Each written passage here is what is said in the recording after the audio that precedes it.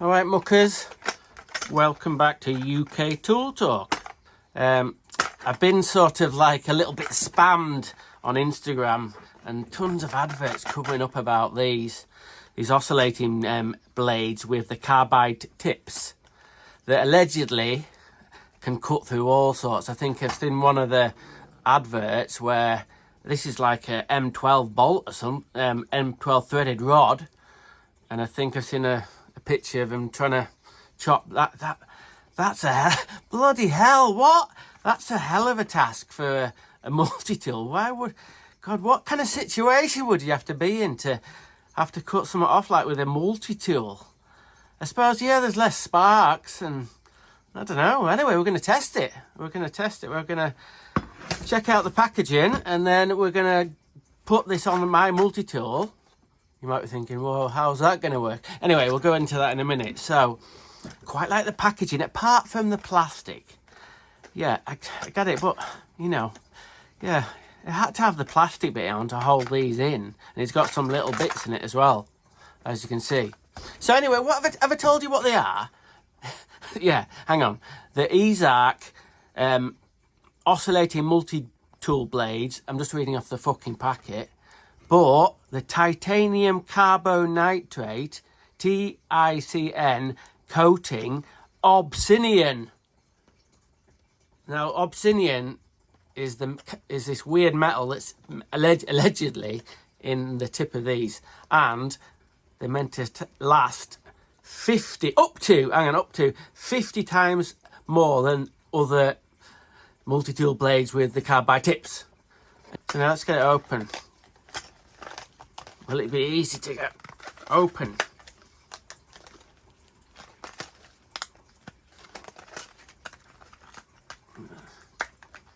Bloody, I think you should go and make a cup of tea. Now we're in. It says,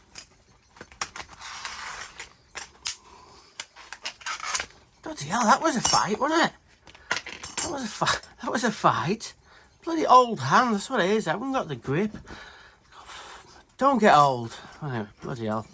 Anyway, so yeah, I got a 3-pack of these ozark multi-tool blades. I think it was about 26 or 27 quid for 3.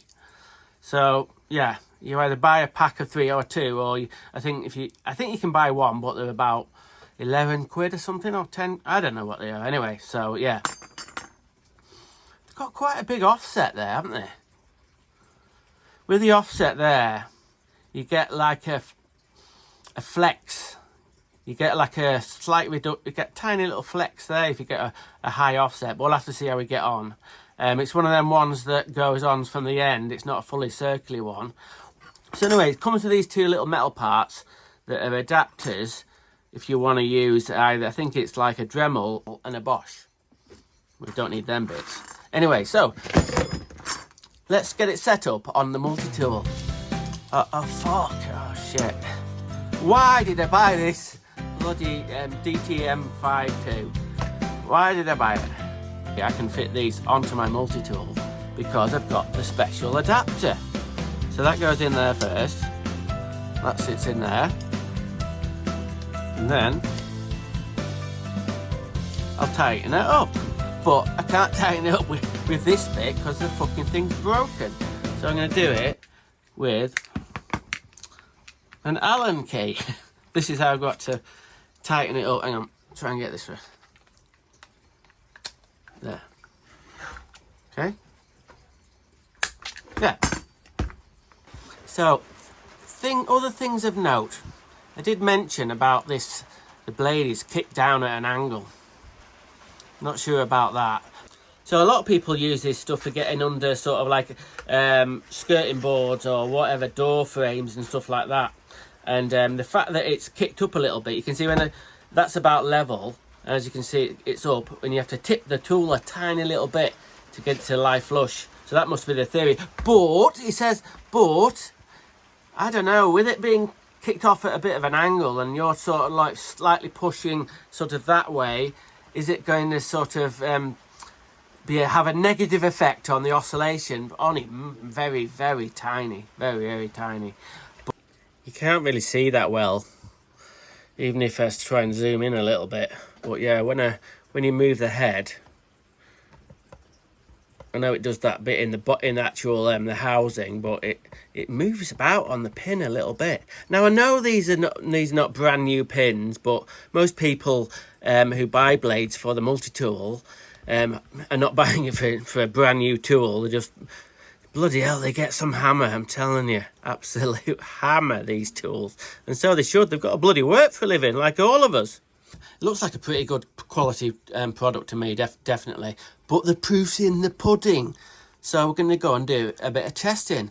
I generally like these carbide tipped bits because they're a bit all-rounders, really. You can use them on wood. They're not so bad on wood, actually. For little cuts on wood, if you have to sort of like just chase a little bit out for a pipe or something, they're fine. Good thing about these blades is they last bloody ages. I've got 3.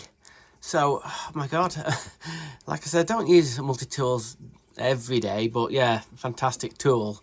So we're going to get some cutting done. Yeah, but yeah, anyway, enough waffle. We're going to stick a battery on this, and then we're going to go outside and cut a bit of wood and cut a bit of metal. And also, we're going to attempt to cut through this. So, do you think it's going to do it? We'll see. We'll see. Right then, we're not off to a good start. I took this to work today, my multi-tool, with these new fancy pants blades. And I cut a bit of plywood first, and that was fine, absolutely fine. And I then cut a couple of screws, and then I thought, oh, I'll just needed to cut a bit of this M10 rod. It's meant to be the badass blades for cutting metal, innit? Anyway, it lasted 5 seconds. So that's completely fucked. Can't use it. £10 down the bloody drain. Just fell off the tungsten bit or whatever. Or whatever the name of this is meant to be. Obsidian. Obsidian. Says so there. Didn't do much good with a bloody... Yeah. Anyway. We're going to do a bit more testing. Right. We'll give it a little bit of test on a bit of copper. With the world's worst vise. Yeah. Might be getting a new vise soon. Shh! Didn't hear that. You didn't hear that. Anyway, got a bit of 15 copper in the old vise, and we'll fire this up with a new blade and see how it gets on.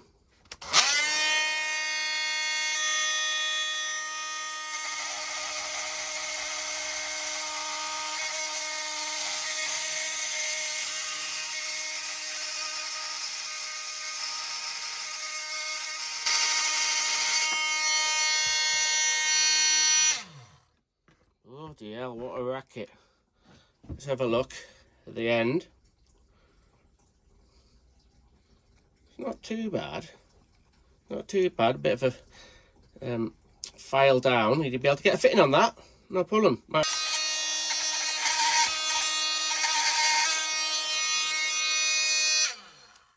Well, bloody hell, that was a bastard to start that. What a bloody mess made of that.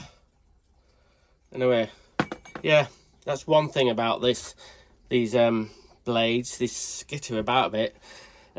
So yeah, it was hard to get it sort of cutting and not skipping backwards and forwards. Right, let's see if we can cut through these 3 items. I've got a screw here. I think it might be brass, that, with a bit of a chrome coating for putting down bogs. But yeah, try and cut through that. That should be fairly easy. Got a screw, hardened screw. Try that, and then we've got like some bolt off something, and it's about 6mm or something. So yeah, we'll see how we get on.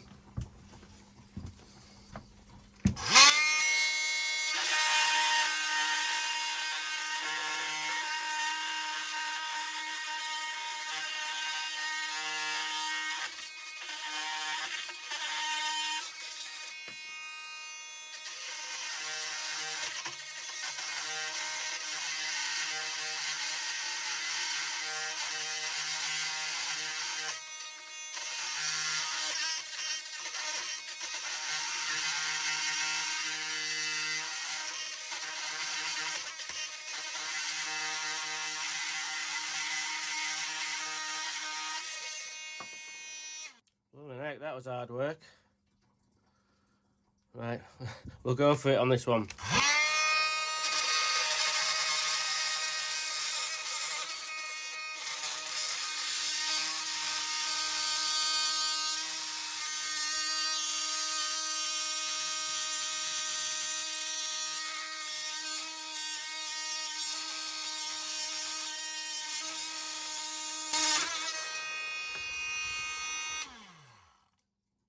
That was actually pretty impressive.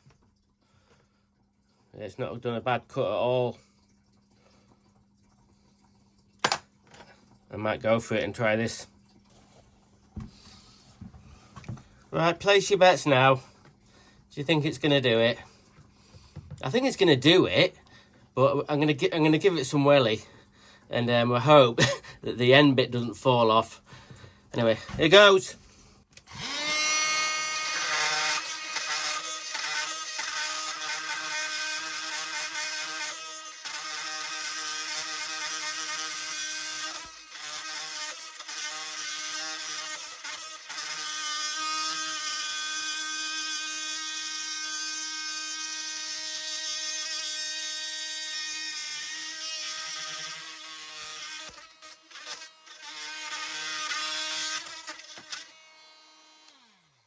Right then, what do I reckon then about these ozark multi-tool blades?